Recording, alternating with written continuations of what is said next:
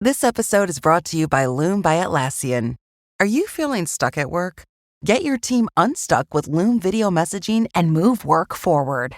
Use Loom to simultaneously record both your screen and yourself to share a quick update, provide feedback, train a colleague, and everything in between. Plus, add Loom AI to your meetings for instant written notes and recordings. Try Loom today at Loom.com. That's LOOM.com. Welcome back to the Epic Universal Podcast. I'm entertainer writer Jim Hill, and this is the podcast where we cover the latest Universal news, rumors, and history. And as always, I'm joined by Eric Hersey, who you must have borrowed the DeLorean. Oh, of course. To be here tonight, because if I am figuring this correctly, this show goes live on April 18th, and you are in the real world still down at the in Central Florida. Is that correct? Well, Jim, I'm one day removed from being actually stepping foot in Epic Universe. So you are correct. I have done it all. But yes, wow. I ran into Doc over in Universal Studios. We actually took not the DeLorean. I said, let's go old school and let's bring the train over here. So there's a media ban. I promised everybody I wouldn't tell anybody what's going on with our trip yet. But when we come back next week, it's been lifted. By the way, let's see you, and again, I know you are a true Back to the Future fan because you just mentioned the train. When they opened Back to the Future, the ride at Universal Studios Florida, and this would have been the summer of '91, I want to say they brought down Michael Jackson, Tom Wilson, is that who played Biff? And who I'm blanking the name of the actress who played Doc's love. Her name was Claire, wasn't it? Yeah, Mary Steenburgen. Yeah. But here's the thing, that when it came time to open the ride, it's like, oh, we need Doc. Where's Doc?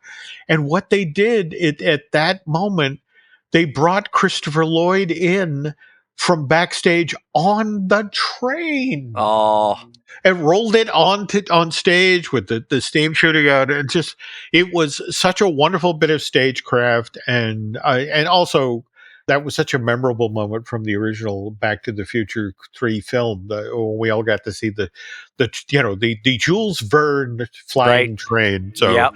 No, that's a great little place in the park that they keep. You're right there, and it's kind of what used to be there, but it's kind of just pocketed there. It's a little Back to the Future section. We knew there was a ride there, but I'm glad. Listen, Lainey and I and the kids, we all got our pictures taken with the DeLorean. I feel like it's a must do. Okay. And I will say this much. I have to admit, I'm a little concerned about that area in the park, especially with 2028 bearing down on us. Because remember, it was where Back to the Future, the ride was located, and then we got the Simpsons ride, and then we got Springfield, USA with Fast Food Boulevard and that sort of thing. But 2028 is supposedly when the rights to the Simpsons theme park rights revert to Disney. And I don't know if you saw the news about, what is it, the 4-year renewal for The Simpsons? Yeah, I did. I listen to fine tuning, Jim. I listen. Well, all right. Well, that's one. But yeah, the notion of, Disney is clearly going to stay in the Simpsons business for a while. So it's like, we'll see them show up in a Disney park, but it's like, wow, what are they going to do on that side of the park? Well, Jim, you said you got our hopes up. Said this would be a great place for Pokemon, right? It would. But I got to say that, in fact, especially ahead of the Universal Fan Fest event, which by the way, they just put up a banner for One Piece. Yeah, thank you. I think somebody online said it. To tag. I said Jim's going to be banner. Woo! It was just for you and Alice. It's tribute to you. But on the other hand, every time I turn around, the Back to the Future thing they're doing in the lower lot in Courthouse Square sounds cooler and cooler and cooler. So as a Back to the Future fan, after I finish bitching and moaning up on the upper lot about how One Piece is so, I'm going down to the lower lot and hang out with Doc. So absolutely. Anyway, I'm sorry. We're here. Eric and I are talking about our vacation plans. That's not what you came here for, folks. You came for Universal News. So we'll get to that in a moment. But first, have to acknowledge our sponsors, and those are, of course, Be Our Guest Vacation. And are you planning your next adventure? Let the experts at Be Our Guest Vacation take care of the details. As a platinum level earmarked travel agency, they provide top tier concierge service for trips to Universal Orlando, Universal Hollywood, the Disney parks, cruises, and more. If you want to get started, head on over to beourguestvacations.com and be sure to tell them that the Epic Universal podcast sent you. So, right. Getting to the news of the week. Eric has been out there beating the bushes. So what sort of Universal news do you have to share with our listeners this week?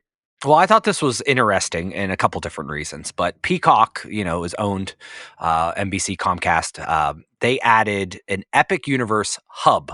So they're promoting, Synergy is alive and well through all the different properties, but they actually have like a banner on Peacock now that has basically Epic Universe, and it has the films kind of clustered and collected in one little area that they're suggesting you should watch. Now, some of them make a ton of sense.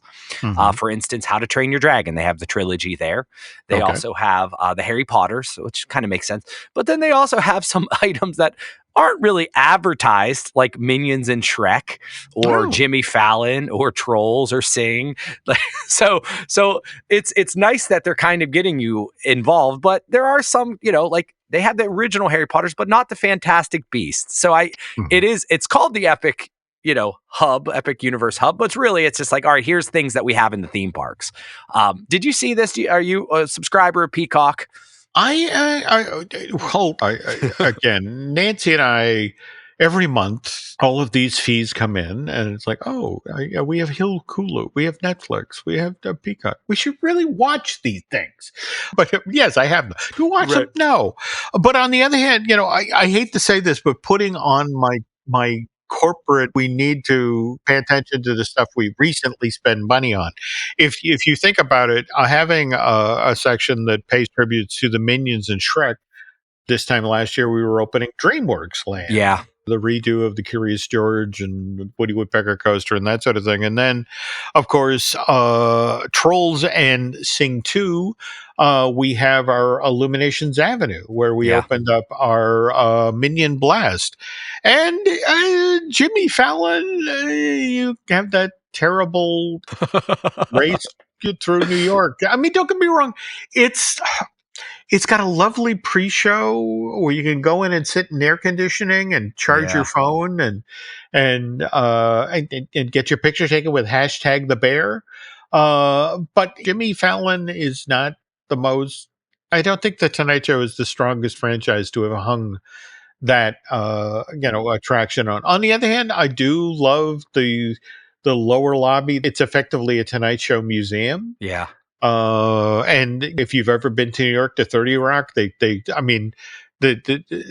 lots of terrazzo tile, just like the building in New York. But but I mean, if I'm looking at those things, it's more about we gotta hype the recent stuff. So find something that links to DreamWorks Land and Illumination Avenue, and also Fallon. Give him a break. So. Well, I'll tell you the one thing that was kind of weird. I wanted to ask you. So obviously, we're Fantastic Beasts, right? That has a huge aspect and a lot of over in I'd say the Ministry of Magic land, the whole French area is based off that, right? It is and I want to say that is the Fantastic Beasts 2. What is it? The Crimes of Grindelwald? But let's be honest here. The Ministry of Magic show itself is set in the Harry Potter world.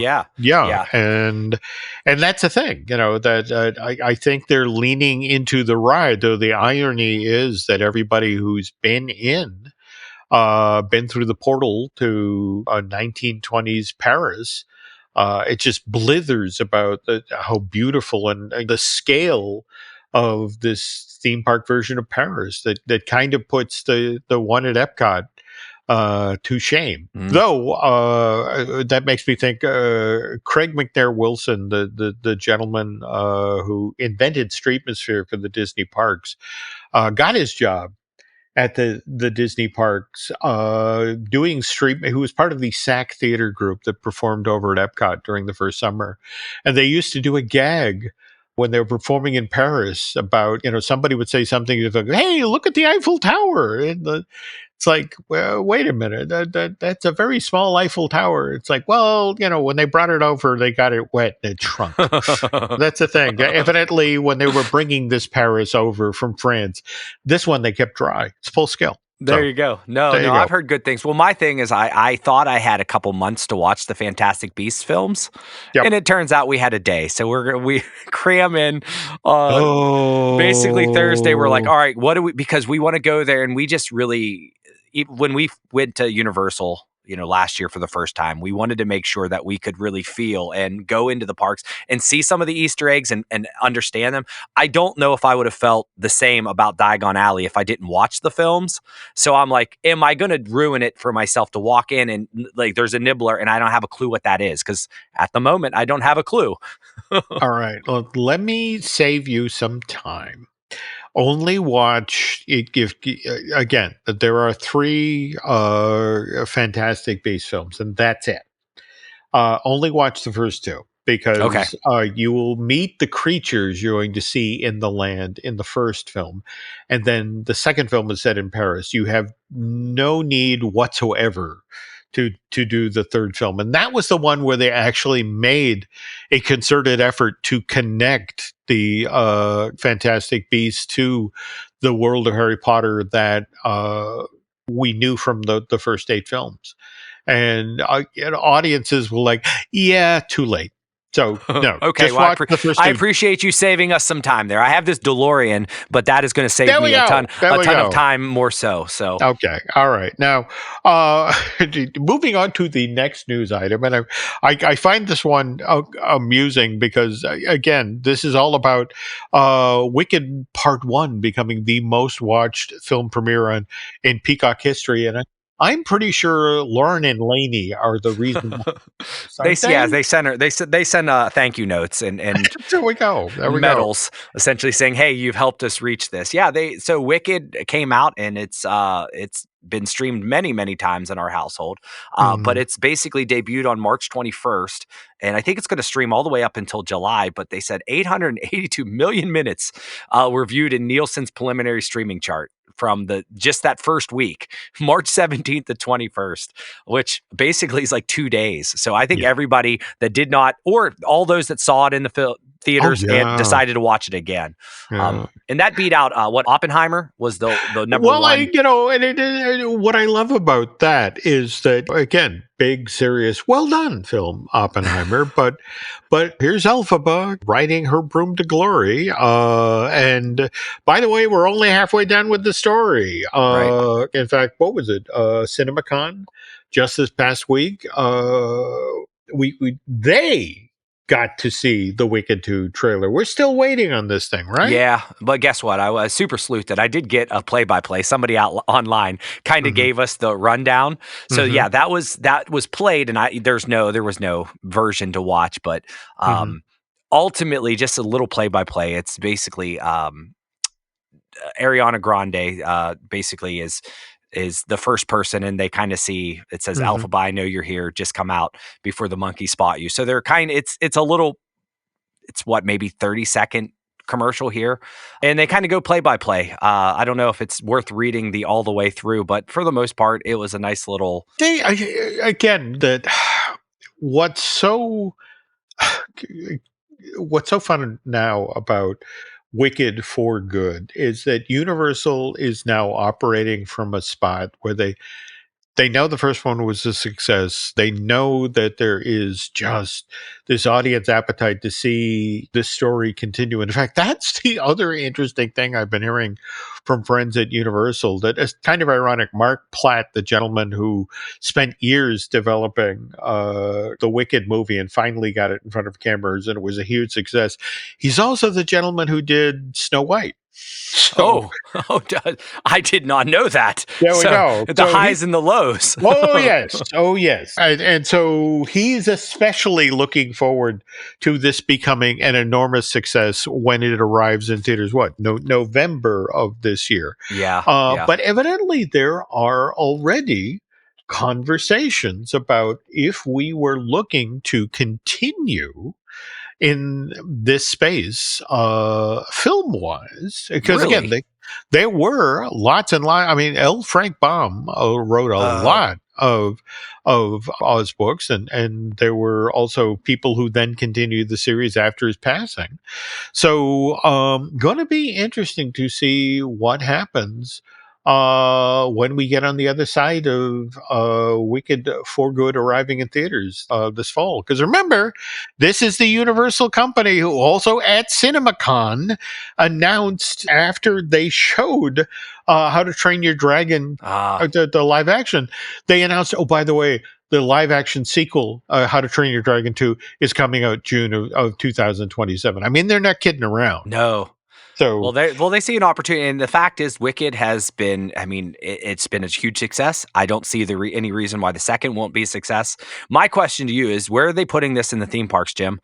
Like, there's no way that they're not putting this in a theme park somewhere. And I know they got a store at the front, and they have some meet and greets and this and that. But like, come on, are they going to fill a land somewhere? They're going to convert something. What's absolutely fascinating to me is that if you talk with the folks who work at Universal Creative, and again, it's a much smaller shop than Imagineering, so they're better at keeping secrets. But there are two thoughts. One is, of course, we've talked previously about Marvel Superhero Island, that at some point Disney and Universal are going to come to terms, and the theme park rights will revert. And the thinking over there is like, well, Hulk coaster, Elphaba coaster, you take the Spider-Man ride system and you change that into a one short day in the Emerald City ride. But the other thing that seems to be bubbling up is that if you look just down the hill from Hogsmeade Village, between Seuss's Landing and again the Wizarding World, you have all of that Lost Continent stuff. And think about it: the Sinbad show, the theater that was presented in, is closed. Poseidon's Fury is standing empty. Effectively, all you have in that area right now is a series of games. You have that fountain that soaks people, and then you have the greatest restaurant in Orlando. There we go. Banner. Yeah, there we go. So that's the kind of the thinking at Creative right now is like, look, that's all empty. Right. That's all. I think so. And more to the point, it's just sort of like, think about it. You have a magic-based thing at the top of the hill. If we change Lost Continent into Oz, to the Emerald City, the fact that you'd walk out of Seuss's Landing into another land that's based on a book and then continue on up the hill to Harry Potter. I mean, it's like it's got a symmetry. Yeah, and I think it might be easier to even work on because they did create that bridge that they could actually kind of siphon that off and work on it while the park is open and not be as disruptive. This is true. This is true. So, but at the same time, I think the other thing is, the people in Mythos are like, hey, we're the greatest restaurant in Orlando. You can't touch us. So, that's right. Just leave them open. There we go. So, but we've got more CinemaCon news. I don't know if this is necessarily your wheelhouse, but Gabby's Dollhouse movie was announced. Did you see that? I did. And this is actually an important franchise for the Universal Parks. I don't know if you remembered when you and the family went into DreamWorks Land. I did. There is a Gabby's Dollhouse component there, and you can do a meet and greet with a walk around Gabby. No, this comes out in September. Which, by the way, I want to remind you, that was when The Wild Robot came out and did great business. So the fact that Universal and DreamWorks have set this up as the slot for when Gabby's Dollhouse is coming out, that's significant. And I think it has a good component for the Universal kids in Texas, right? Like she's going to be does. very. Yeah, and this is like the little girls, I mean, Lainey was just at the tail end, I think, when this was coming, but my little niece and stuff, they are all into Gabby's. We got plenty of Gabby's Dollhouse for Christmas toys and so forth. So I think this is an important franchise because there seems to be a lot of, Jurassic World kind of stuff for the boys and so forth. And very important to make sure that, that you get the little girls involved. Well, So I think and that's it's so interesting you bring up the project in Frisco, Texas, the Universal Kids Park, because even that does have a Jurassic World component, but but again, that the crucial distinction there is it leans into Camp Cretaceous, the animated series, and because again, the notion is little kids love dinosaurs. I mean, look at the 12 billion Land Before Time movies. Yeah, they just don't want to be eaten by them. So right. it just that's the whole notion of what they're going to do in Frisco, Texas. This is the kid friendly version, as opposed to. We get back to Universal Studios Florida. This is the place where you get scary things like Scarecrow the Reaping. Which, by the way, this is actually going to be a big component of the Universal Horror Unleashed thing in Vegas, right? Right. Yeah. They just, so I was kind of, Universal Unleashed now has a YouTube channel, so they're just in their infancies. But like, if you are into Halloween Horror Nights and so forth, go follow them because they just put out a nice little video that kind of gave you the Scarecrow the Reaping details. So they showed a little bit of insights, not like the whole deal, but this is one of the major, I guess, one of the 4 houses, and it's basically an old cursed farm, decaying fields, and but I thought it was a good little find. And if you watch YouTube like I do, I always love having one of those pop up and say, oh, here's a new video and you can watch. So I would say go find Universal Horror Unleashed on YouTube, give them a follow, and you'll get some more info as time goes by. Yeah, you and I have to talk about when we're going to go out and visit this thing. You're going to have to talk me into that, Jim. I do not like jump scares. No, I am literally. That's the thing. Universal would invite me down every year to meet with the creatives and walk the mazes, and that's it. And I love the creative end of it. But yeah, not a big fan of having teenagers jump out at me. And so same thing. I guess the two of us can go together and console each other when people jump out at us. All right. Well, hey, the next story, Jim, it's kind of has a Halloween Horror Nights component. Did you see the Five Nights at Freddy's 2 trailer was released? This one somehow got by me, but Alice loves this game. Yeah. I don't know if she's actually seen the movie based on the game, but she loved it. Well, Miles, as what, a 6-year-old, was that bear? I can't remember walking around, and he was him for Halloween one year. So like, oh no, yeah. So I was like, I had no idea what this was, and you kind of see it through the internet a bit, but I'm kind of intrigued. I didn't see the first one yet, but they did just release the second trailer, and I watched that, and it's scheduled to come out. The movie is going to come out in fall 2025. But I'm thinking, what are you thinking? That this would be a great component for Halloween Horror Nights. It's animatronics. It's like an old Chuck E. Cheese, right? It's kind of that's it exactly. The idea that don't get locked in the Chuck E. Cheese at night. Right. Maze is perfect. Like that, I mean, like I said, you and I would be scared to death and not wanting to, but they could do some wonders. So I think they did something in 2023 with it, like a photo op, but I think a maze is what they need. Yeah. But the irony of animatronic coming off the stage, going after somebody, Jon Favreau was developing for Disney. Did you ever hear about this project, The Magic Kingdom? Was it kind of like a night at the museum? But that's it exactly. Oh, I want this to happen. Somebody, please give him the money. But just the notion of Abraham Lincoln hanging out with the Yeti from the Matterhorn and riding the teacups after the park closed at night.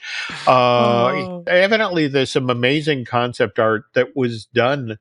But Disney could never get a script that they liked. But they could have made a good series. That would be great. But so I'm, Halloween Horror Nights is going to be here before you know it. I hate to say it, but I think there's going to be a lot more going to it. But it seems to me like from a synergy standpoint, well, you got this movie coming out in the fall. You got Halloween Horror Nights. It's a good thing. But I think at this point in time, there's a lot of speculation going on online and people trying to figure out I'm sure there's a Megan component because that movie's coming out. So there's lots of scary things that Universal's putting out to scare us all and get us to pay money on that second, that ticketed event at nighttime. I don't know, absolutely. But the irony is, here we are talking about Halloween, and we literally have another holiday, a day away, Easter.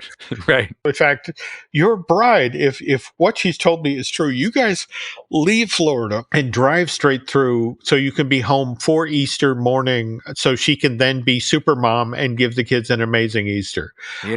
You're right. The Easter Bunny, he's going to have to stop here, and he's going to be very disappointed if the kids aren't here to do their egg hunt and find their baskets. So it's going to be a lovely time. Well, now, speaking of Easter and the Easter Bunny, when we get back from this break, we are going to talk about the movie that Universal had hoped would be a giant success and allow them to have a film that we'd all annually watch at Easter, and that was Hop. And it didn't quite happen the way Universal hoped. But we'll get to that in a moment. But first, this. This episode is brought to you by Indeed. When your computer breaks, you don't wait for it to magically start working again. You fix the problem. So why wait to hire the people your company desperately needs? Use Indeed's sponsored jobs to hire top talent fast. And even better, you only pay for results. There's no need to wait. Speed up your hiring with a $75 sponsored job credit at Indeed.com/podcast. Terms and conditions apply. So good, so good, so good. Great gifts for mom? We've got them. And they're up to 60% off at Nordstrom Rack stores now. You know they have Marc Jacobs? Gotta show mom some love. That is so good. Snag amazing deals on Mother's Day gifts from Barefoot Dreams, Kate Spade New York, and more. Great brands, great prices. That's why you rack.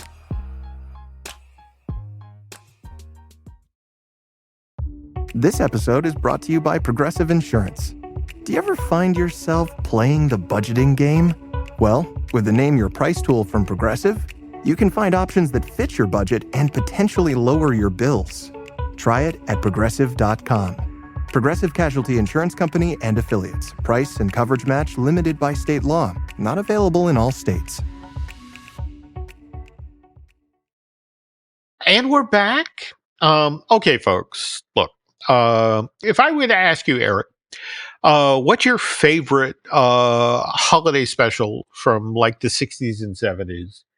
You could name one like right off the top of your head, right? Yeah, Rudolph. Come on. Yeah. Oh yeah, but the interesting thing, there's a pile of them to choose from. I mean, Charlie Brown Christmas, Frosty the Snowman, Chuck Jones's How the Grinch Stole Christmas.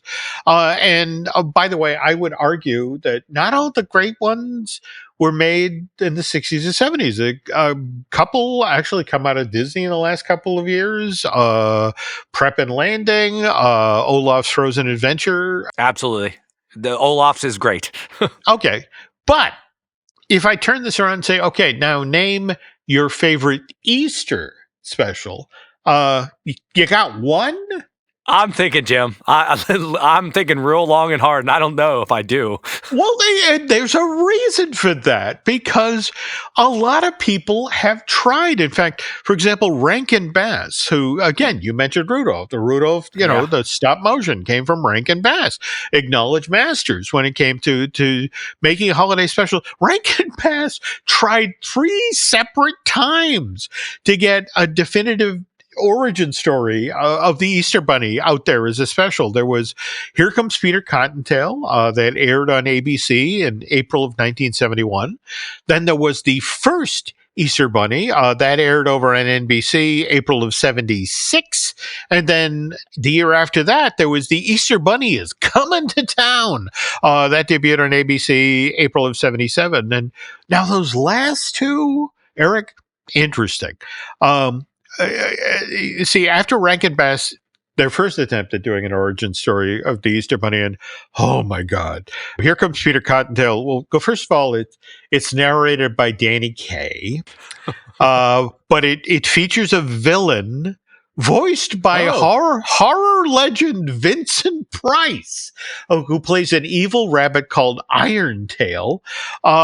Nobody wanted this. Okay, so they Rankin Bass like, okay, hang on, let's revert to what we've done in the past. So the next one, the first Easter Bunny, it's actually narrated by Burl Ives, the same legendary performer who did Sam the Snowman and Rudolph the Red-Nosed Reindeer. That one didn't work either. So now, third time at bat for the origin of the Easter Bunny holiday special. They literally go back to what is it? Santa Claus is Coming to Town, the one they did in 1970. You may know this one, Fred Astaire. There's a stop motion version of Fred Astaire, who's the postman who brings the letters to Santa, and he tells the whole story of why the reindeer fly, and all of that. Well, they actually bring back this characters, S.D. Kluger, the Fred Astaire guy, and now it's literally the entire Santa Claus is Coming to Town playbook. Only it's the Easter Bunny is coming to town. What they do? Just replace the snow and just put Easter grass in the background. Very, very much so. Very, very much so. But in between these three attempts by Rankin Bass to create a memorable Easter special, Charles Schulz, he takes a swing at the topic with it's the Easter Beagle, Charlie Brown. I feel like I would have seen that one before. Yeah. Okay. April of 74, rerun a lot of years.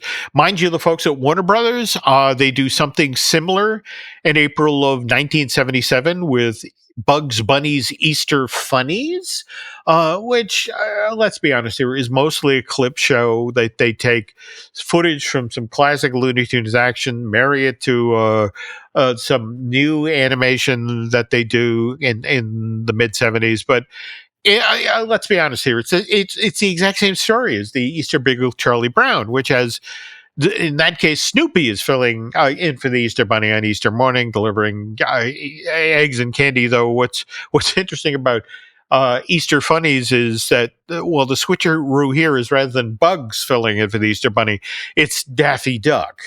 But all right, that's interesting.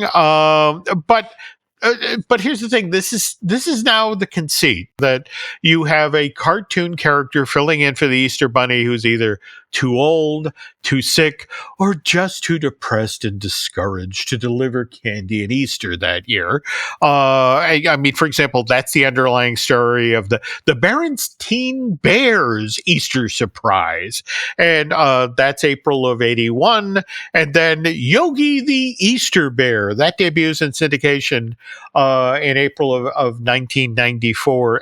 But in between here, Eric, there's one variant on this idea that's kind of interesting. It's the Tale of the Bunny Picnic, which was something that Jim Henson did for HBO, and it's done entirely with puppets.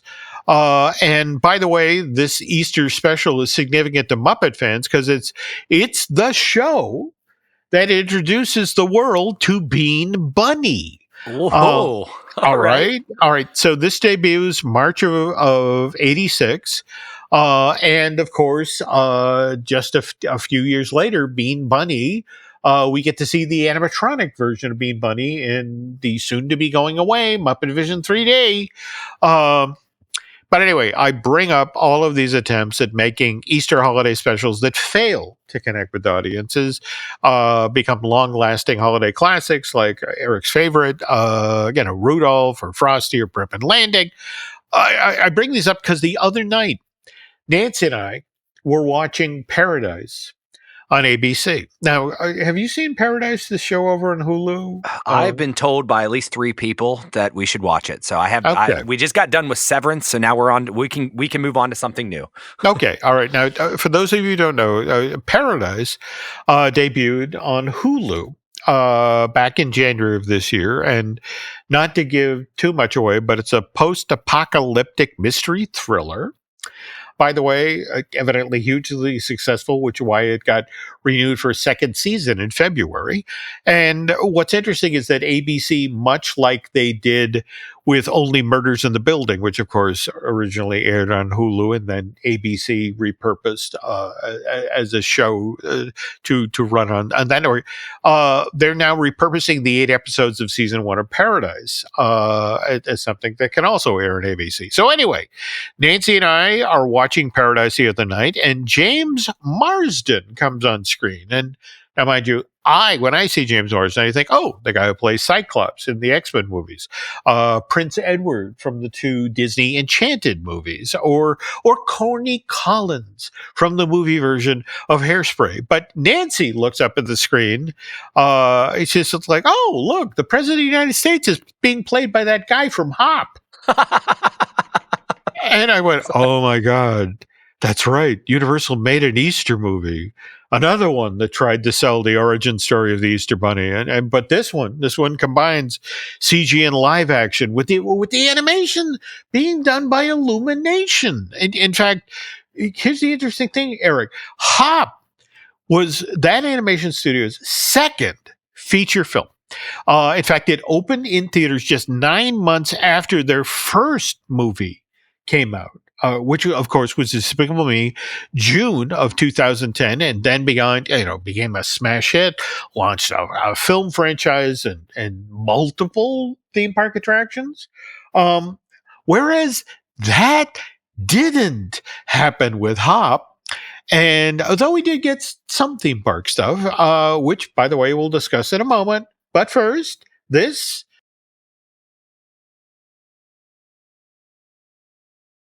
And we're back. Okay, so first half of this week's feature, we talked about how many well-known classic Christmas specials there are, and then how few holiday specials that are built around Easter have any lasting effect. But what's funny, Eric, is do you know how many times the Santa Claus and the Easter Bunny have teamed up in movies? I think there's Infinity War and Endgame. No, I have no idea. Oh, I like that. Now, mind you, the first time it happened, in fact, my daughter turned me on to this movie. Ever seen this Santa Claus and the Ice Cream Bunny? Is it Rankin Bass? No. What is this? No. This was produced independently, December of 1972. By the way, again, depending on how the voting goes, it's supposed to be the worst Christmas movie ever made. Oh, good. So I don't necessarily recommend that people, go out, take a look, because it's actually set in Florida on a beach, and the Ice Cream Bunny at one point comes to rescue Santa Claus in a fire truck.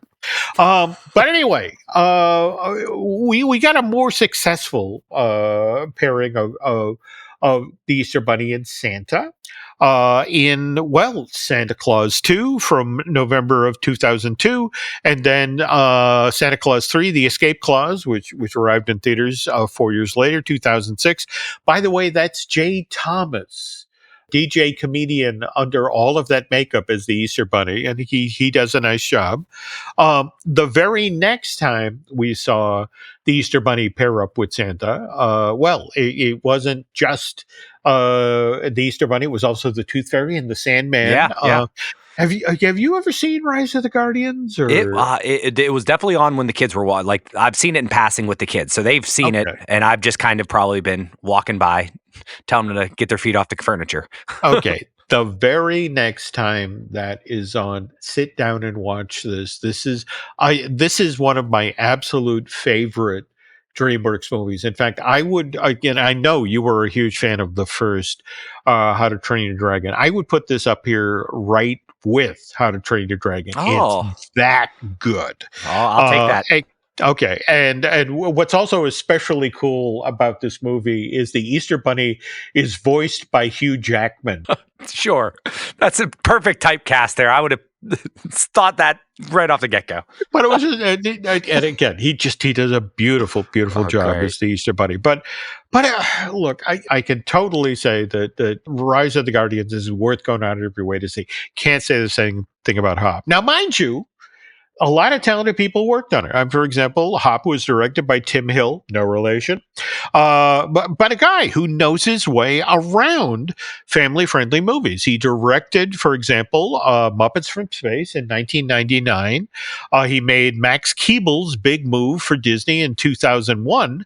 And then in 2006 and 2007, he first did Garfield, A Tale of Two Kitties, and then he directed the first Alvin and the Chipmunks movie. And it was his work on those films, Eric, the ones that placed CG animated characters in live action settings, that got Tim the gig on Hop.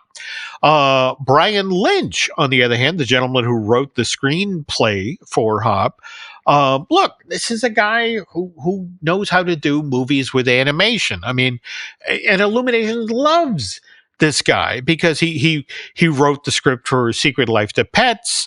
He wrote the sequel. He wrote the Minions movie and the sequel to that, Rise of Gru. He even worked on the Despicable Me theme park attraction, Minion Mayhem. Where Hop goes south is, I mean, it's kind of the core conceit that EB, by the way, EB is the son of the Easter Bunny, who's voiced wonderfully, by the way, by Hugh Laurie.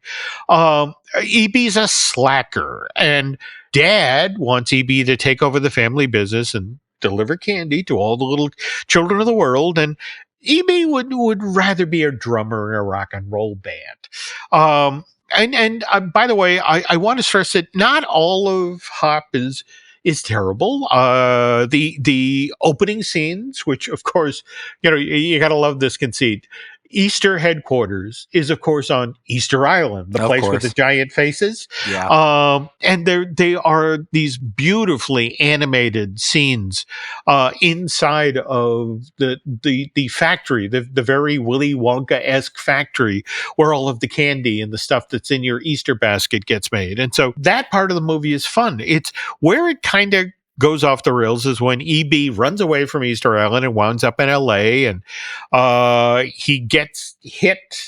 An unemployed slacker named Fred O'Hara, and this is James Marsden's character, hits EB while he's driving his car, and EB feigns injury and guilts Fred into giving him shelter. And now, meanwhile, back on Easter Island, Carlos, who is this oversized chick voiced by Hank Azaria, and again, you gotta love some Hank Azaria. Right. He's planning a coup. So he's looking to become the next Easter Bunny. And these days, one of the other reasons we do not see Hop a lot is that the EB is voiced by Russell Brand. Yeah. Who's kind of become radioactive, I mean, once was a very popular performer comedian, now kind of having some legal issues. And now, mind you, back in the day, Universal felt so strongly, felt so confident in Hop. And I have to say here, a lot of that was based on the success of Despicable Me. It was right. Second film from Illumination. This is going to be huge. Let's line up some promotional partners. 92 companies, Eric. Outfits like Holiday Inn, Krispy Kreme, Lind Chocolates, Kraft Foods, the Hersey Company. Of course, your company, right? The Hershey Company. There we go. I've always had long stories where I used to tell people I was related to him. The guy just had a lisp, and that's where the second H was lost. So I've told many people that, yes. That's funny. That's funny. But Build-A-Bear, Comcast, right. They're now owners of Universal, Kodak, Hallmark, Burger King. You get the idea. So this is why late winter, early spring of 2011, you could not escape EB. He was everywhere.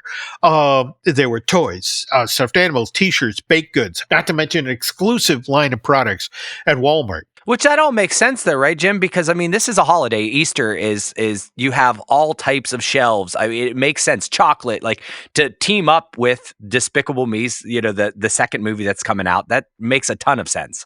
I don't know. Absolutely, you cannot fault Universal for the promotional campaign, the full court press.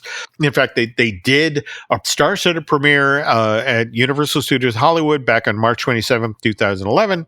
And the parks almost immediately had walk-around characters that were interacting with guests.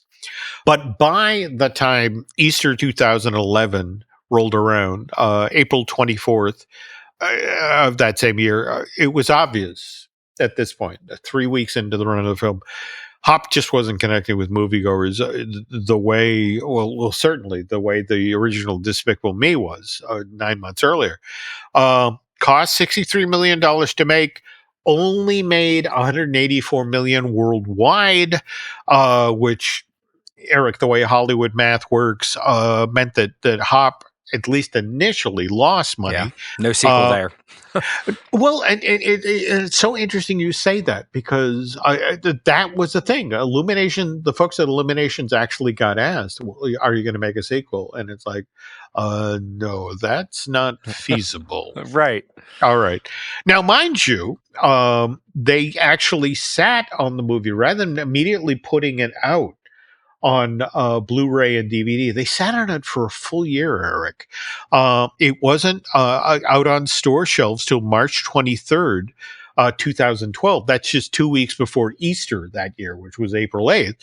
And smart strategy, actually sold well enough to finally push this Illumination movie into the black. You know what's so funny? I think we bought it that year. I have it on DVD, and I'm thinking to myself, why would we have it? Well, it was Easter movie. It was kind of a smart play by them, right? No, absolutely. There's a window of time when people will actually buy this, and it's 2 weeks before Easter. Right. Beautifully played. Now, what's interesting, that just a few months after this, the Universal Superstar Parade debuts at Universal Studios Florida on May 8th, 2012. And I have to take a step back here to mention that the year previous, out in California at Disneyland, Mickey's Sensational Parade debuted at Disneyland Park. In fact, May 27th, 2011, and caused a sensation. Eric, in fact, I'm going to recommend to folks, go online, look on YouTube, see if you can find footage of this. But there's a float where there's a performer dressed as Mickey, and he's doing, it's the blinking Mickey, the mouth Mickey, but he's playing a set of drums. And I mean, playing a set of drums live really, really well. I mean, it's an amazing thing to look at. And evidently the folks in charge of entertainment at the Universal Park saw this, and they were like, hey, wait a minute. In that Hop movie, E.B. wanted to be a drummer in a rock and roll band. So that's what they did. The following year, when the Universal Superstar Parade debuted, there was a Hop unit. In fact, they actually had a walk around Carlos, the big chick. But in the center of the parade unit was EB, a walk around version of EB, just like Mickey, doing a great job playing a set of drums. But in theme parks, all bad things come to an end. And in this case, again, Hop hadn't done the business that they'd hoped. And yes, there was this Hop parade unit. But in the meantime, Illuminations had hit its stride making movies. And they came up with a second hit franchise, which was The Secret Life of Pets, which arrived in theaters in July of 2011. Just 4 years after Superstar Parade debuted at Universal Florida. And the immediate thinking was, ooh, let's get a good, a good movie right. in this parade. So they swap out the Hop unit for a Secret Life of Pets unit. And of course, that's so successful. We get a sequel in 2019. We get a theme park ride that opens in California in April of 2021. Whereas EB, I mean, again, we are here right now, days out from when Easter is happening down in Central Florida, or happening everywhere. But if you can walk around a Universal Park and you're not going to find EB anywhere, which tells you a lot about how Universal feels about this particular IP. Yeah, and it seems like there's not a single Easter movie that has just hit the mark, and people are going to keep trying, but it just doesn't seem like there's been one, right? Well, look, I'm just going to say this again. If you're looking for a fun movie with the Easter Bunny, go now. Find the rise of the Guardians and glory in all that is Hugh Jackman as an Australian Easter Bunny. That there we go. He needs a standalone break-off spin-off series. Hear us now. If you see that, if it's on a streaming service and they get that epic Universal podcast bump, whoever is in production know that we caused that and they deserve their sequel. They deserve a spin-off. There we go. Perfect. Well, Jim, that was fantastic. I appreciate you digging up in the archives to make this a little more festive. Let's hope our episode does better than most of the Easter specials out there. Then we got nowhere to go but up. Okay. Anyway, but speaking of going, it is time now to close this week's episode of the Epic Universal Podcast. So, Eric, if the nice folks are looking to get a hold of you to suggest topics we can talk about for future shows, or maybe comment on what we've been talking about, how can they get a hold of you? You may or may not have seen pictures from Epic Universe or the other theme parks if you followed me at Eric Hersey on either X or Instagram or any of the platforms for that matter. So give us a follow and comment back. Yes, like Jim said, what other shows would you like to hear? And Jim, if they want to reach out directly to you, where can they find you at? Let's see. Well, you can follow me over on X and Instagram at Jim Hill Media. And on Facebook, I'm there as Jim Hill Media News. And that's going to do it for this week's show. But as Mr. Hersey and I head out the door here, we want to wish all of you a happy Easter. And thanks for listening. And stick around to find out what's coming up this month on the Jim Hill Media Podcast Network. Thanks for listening to today's episode, and if you like what you heard, head on over to Apple Podcasts and give us a review. This really helps get the word out about our shows. We also have some other shows on the network that you might like. Each week, we drop a brand new Disney dish with Lon Testa or animation and movie news. Please listen to Fine Tuning with Drew Taylor. By the way, you can also check out Drew's other podcasts, like The Fuse, the official Mission Impossible podcast, which he does with Charles Hood. For all things Lucasfilm, why don't you subscribe to Looking at Lucasfilm with Brian Gahn? Likewise, we have I Want That Too with the lovely Lauren Hersey, our weekly podcast that features the latest merch and the stories behind that merch. And our Epic Universal podcast takes a look at the Universal theme park. So please join Eric Hersey and I on that weekly. If you enjoy theme park history, we also host Manufacturing the Magic with Shelley and Noah Valladolid. That podcast tells the story of how we got the modern theme parks that we enjoy today. Join myself, Len Testa, and veteran Imagineer Jim Schul for our latest season of Disney Unpacked, our first ever video series exclusively for Patreon. These get released first Sunday of every month, and each month we release several exclusive podcasts to help support this video series. I want to thank everyone that supports the Jim Hill Media Network. For more information about podcasts and content, head on over to jimhillmedia.com. So that's going to do it for now, folks. Thanks again for listening, and we will catch up on the next show.